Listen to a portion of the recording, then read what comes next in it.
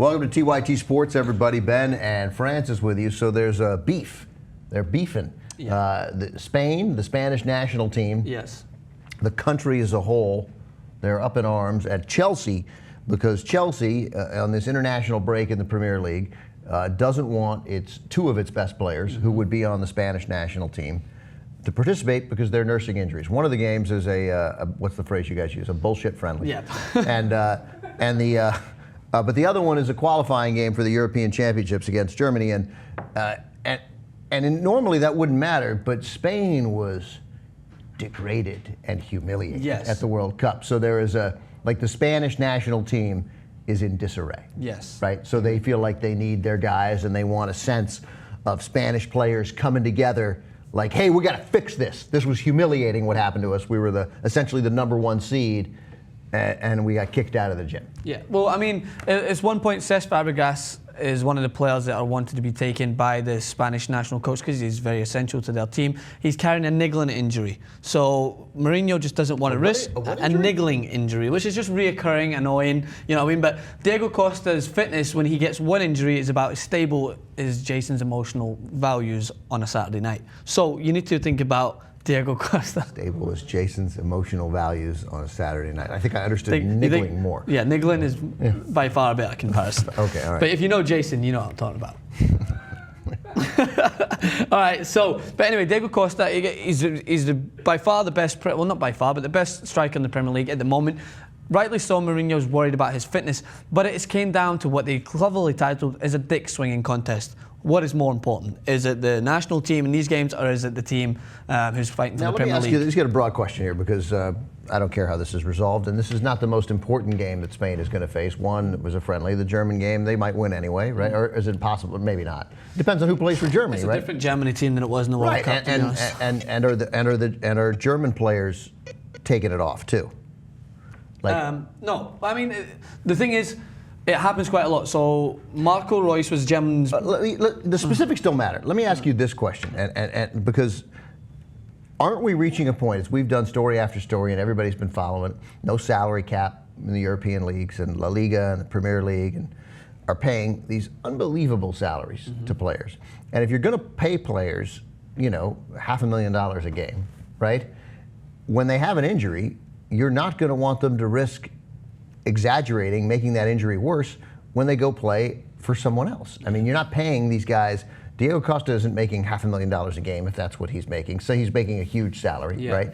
They're not paying him that kind of money so that he can go run around while he's hurt and not play for Chelsea. Like that is a prudent business decision. That decision is not just going to come from the coach. I imagine that there's pressure from ownership, who's invested more than $1 billion in these teams, that no, I don't want my assets at risk for something that's not us. Definitely, as much as that is one part of it, it's a case-by-case status. So Chelsea are trying to win the Premier League, and Diego Costa is a crucial part of that right now. So also with that, a niggling injury. He's niggling right now. He's struggling to come back. But Mourinho sums up what you were saying basically in a quote. He says, "There are no rules, no laws to protect us. Just the mentality of the national coaches and teams. It's up to them to take good care of the players or to think in a selfish way.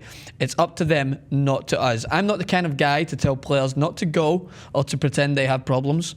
I stimulate them to go, and I like them to go. Our clubs like players to go and succeed at national teams and play in big competitions, Euros, World Cups. But sometimes you have the national coaches and the medical departments and the federations that want to establish relations and are interested in players, what they're doing, their moments." Okay, isn't there too much going on? Like there's too much. Quote, yes, it was far too much for me to read. No, but there's too much going on, like with the soccer.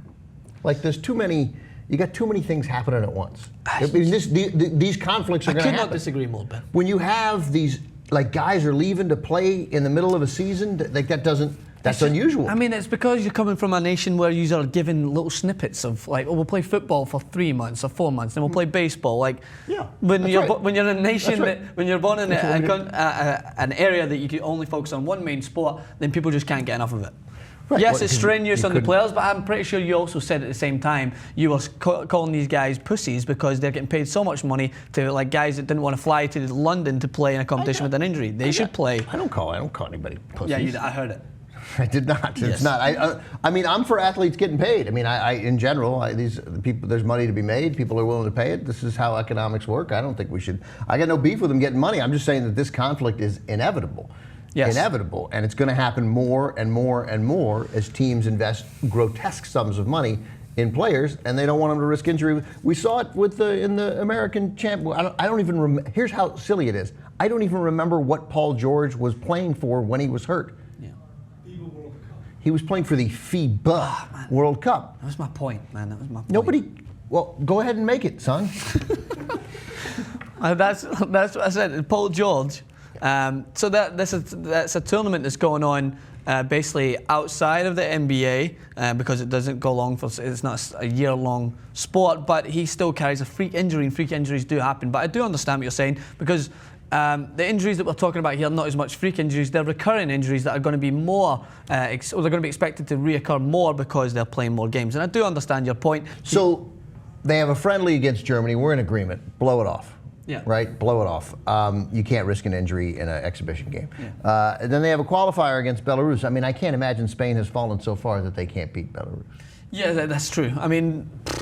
But I mean, I saw them in the World Cup. Yeah. They literally didn't look like they knew how to run. I mean, everything's wrong. Which is very surprising considering they're the world champions and Euro champions before it. And so this is where it comes to this dick swinging thing. Is international football as important?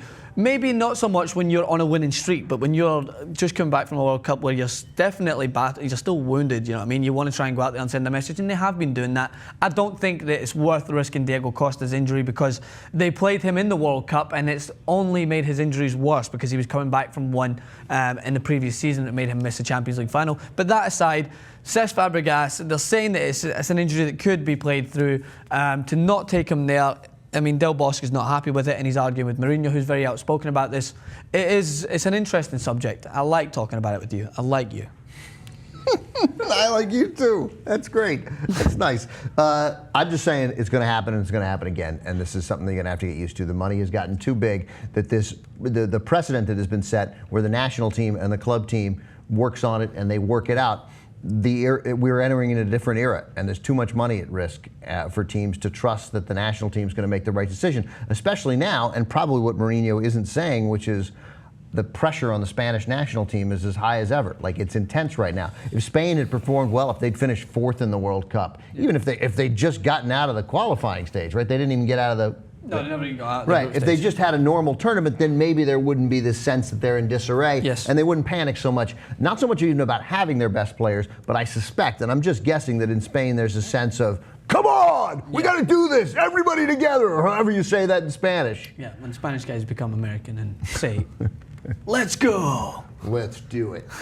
But, I mean, to conclude it, you make a good point on this, Ben, I have to say. But we could get into a wide variety of arguments about whether the game's changing now, and there's so many games. It's because we're born in a culture that wants more football, wants more soccer, and to this point you can never take any games away. The more games people play, the better. You're getting games that are televised now on America. I found a Scottish Premier League game, Scottish Premier League, on Fox Sports. Really?